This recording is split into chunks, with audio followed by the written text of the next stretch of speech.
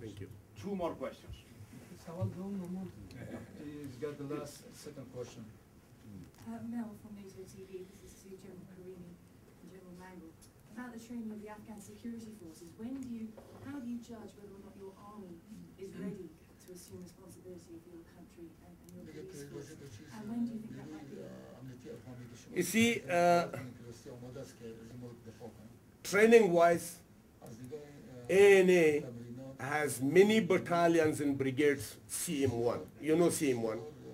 Capability milestone number 1. That means that unit is ready for fight independently. Always we consider 4 things and capability milestones: personnel, training, facilities, and equipment. And the infantry level, which is needed in the counterinsurgency, we all have that. We have the personnel, we have training, we have the facilities, and we have the equipment. What is lacking are the enablers. So as long as we have the ISAF forces alongside, we'll need their support and they will deliver that support. ANA has been leading 60% of operation independently.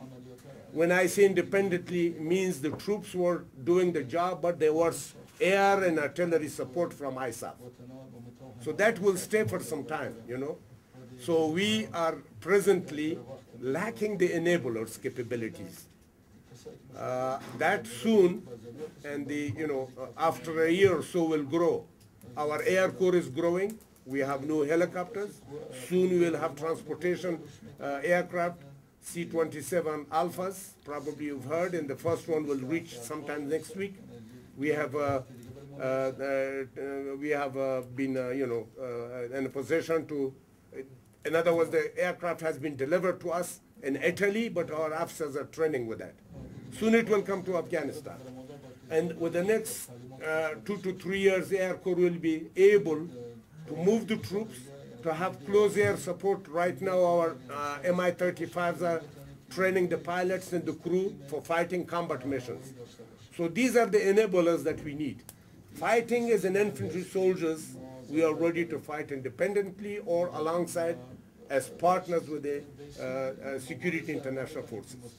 How can you say that the security is increasing as every day all of us can feel on the ground, we can see that it's not the case, that some head of the NATO, Canadians, Americans are saying every day that they are asking a surge, that the security is getting worse, and maybe you remember that 6 days ago, 6 citizens were killed in the city center of Kabul. How can you say, on fact, based on the fact that the security is increasing in Afghanistan?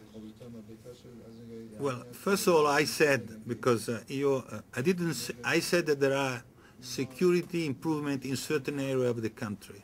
The fact that you have a shot person in Kabul one day does not mean, this is not a reflection per se of the security deterioration.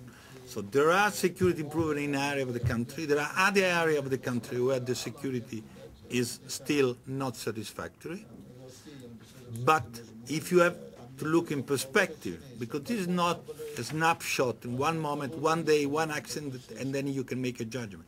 You have to see in perspective. In perspective, I think there are positive signs, although there are areas where the security is still unsatisfactory. That's why we have to work together with the Afghan security forces, NA and police, to do better in those areas where the security is still not unsatisfactory. The point is that also we have to build, this has been repeated once or over and over again, we have to also to work to the other component of the security for the people, which is not just only the physical security, but is to do with their need of a normal life, education, health, governance. That's what we have to do.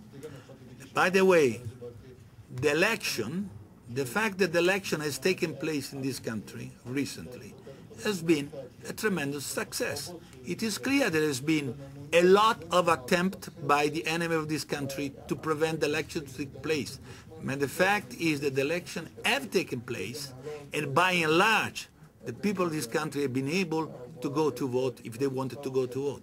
That is tremendous success, and this is also an indication that security was not that bad. Thank you very much.